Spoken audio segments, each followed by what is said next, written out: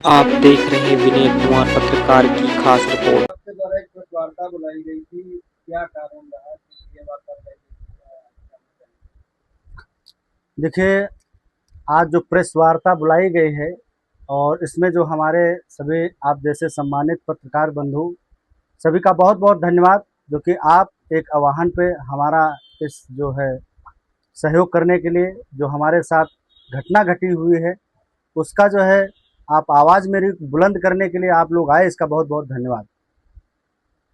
क्या कारण रहा कि वो आज देखिए, बीते दिनों जो है मेरे साथ कुछ ऐसी घटना घटी है जो कि वो बहुत ही हमें तृप्त कर रही है।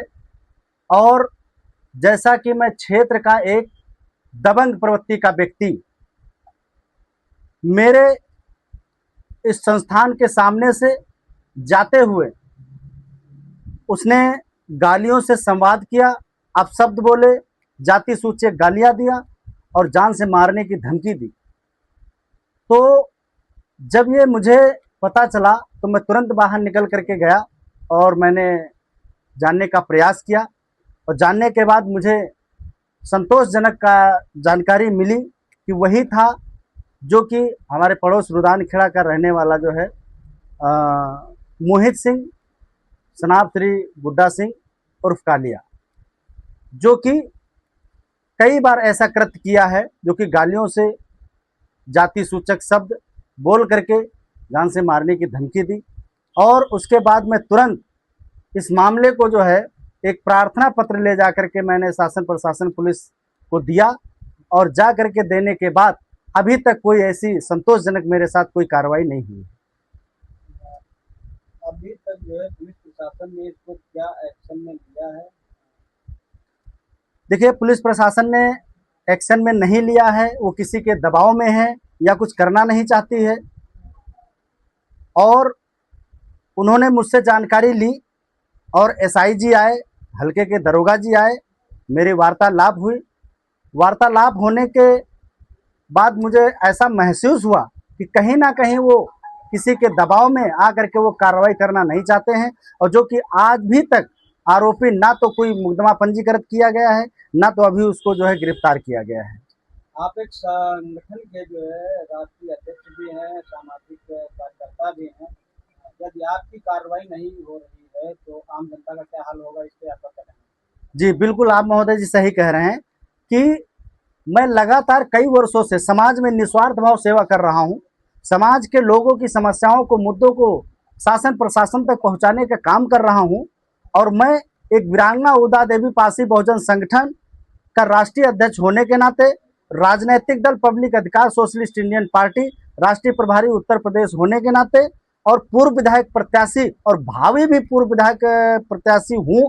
और अगर हमारे जैसे एक सामाजिक जिम्मेदार समाज का नेतृत्व करने वाले लोगों के साथ अगर ऐसा होगा तो हमारे आम जनता के साथ क्या होता होगा, इसकी आप तुलना कर सकते हैं। लेकिन ये हम कतई बर्दाश्त नहीं करेंगे, चाहे मुझे शासन प्रशासन से लेकर के ऊपर तक जाना पड़े, एसडीएम महोदय तक जाना पड़े, डीएम महोदय तक जाना पड़े, चाहे वो राष्ट्रपति महोदय तक जाना पड़े। हम लोग जो है अपने पार्टी और संगठन के समस्त संगठन के कार्यकर्ता पदाधिकारियों के साथ आने वाले समय में एक डेट निश्चित करेंगे और धरना प्रदर्शन करने का काम करेंगे। जब तक हमें संतोषजनक कार्रवाई नहीं हो जाएगी, जब तक हमें न्याय नहीं मिल जाएगा, हम शांत बैठने वाले नहीं हैं। आखिर क्या वजह रही कि पुलिस प्रशासन इस पर जो है दबाव बना रही है, अब कोई कार्रवाई नहीं कर रही? देखिए, कहीं ना कहीं अब उनका क्या है दबाव, किसके इशारे पे कर रहे हैं। और अगर वो इशारे पे कर रहे हैं तो मैंने भी कह रखा है कि अगर मेरी आप संतोषजनक कार्रवाई नहीं करते हैं, क्योंकि मैं एक पढ़ा लिखा व्यक्ति हूं, मैं कोई अनपढ़ और झोला छाप नहीं हूं, मैं अंगूठा टेक नहीं हूं, मुझे धाराएं भी मालूम है, क्योंकि मैं बाबा साहब के दिए हुए संविधान के अधिकारों को जानता हूं, अपने अधिकारों को जानता हूं। और मेरा हक और अधिकार है। जिस प्रकार से उसने ये कृत्य किया है कि जैसे मुझे अपमानित करने का काम किया है, उसने जान से मारने की धमकी दी है, तो कौन सी धाराएं लगनी चाहिए, कौन सी नियम कानून है। मैं संवैधानिक दायरे में रह करके आने वाले समय में बहुत ही बड़े उत्तर प्रदेश के, मेरे पार्टी के, मेरे संगठन के जितने भी जिला अध्यक्ष हैं, जितने भी प्रदेश अध्यक्ष हैं, सभी को एक आह्वान करके हर एक थाने पे जिला पे विरोध प्रदर्शन करके, और मैं सरकार को सचेत करना चाहता हूं कि हमारी जो जनता अगर इस तरीके से हम सुरक्षित नहीं है तो हमारी जनता कैसे सुरक्षित है। क्या मुझे ये प्रशासन के लोग, क्या मुझे ये विपक्षी दल के लोग मरवा देना चाहते हैं? ये कतई बर्दाश्त नहीं किया जाएगा और आने वाले समय में एक बहुत बड़ा विरोध आंदोलन प्रदर्शन करूंगा।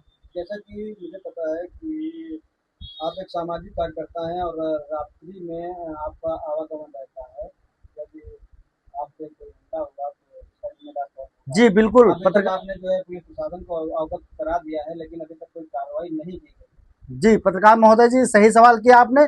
मैं आपसे भी पूछना चाहता हूं कि अगर मुझे खुलेआम चैलेंज किया जा रहा है, खुलेआम गाली दे करके जान से मारने की धमकी दी जा रही है, तो मैं तो एक सामाजिक कार्यकर्ता हूं, मेरा तो कोई समय नहीं, टाइम बे टाइम मैं आता जाता हूं। अगर मुझे किसी प्रकार की कोई घटना घटती है, अगर मेरे इस संस्थान के कर्मचारी के साथ घटना घटती है, अगर मेरे किसी जो है साथी और व्यवहारी और मेरे परिवार के साथ घटना घटती है, तो सीधे सीधे इसका जिम्मेदार यही होगा। और आने वाले समय में हम बड़े ही जो है स्तर पे जो है सूचित करने का काम करेंगे, ज्ञापन देने का भी काम करेंगे।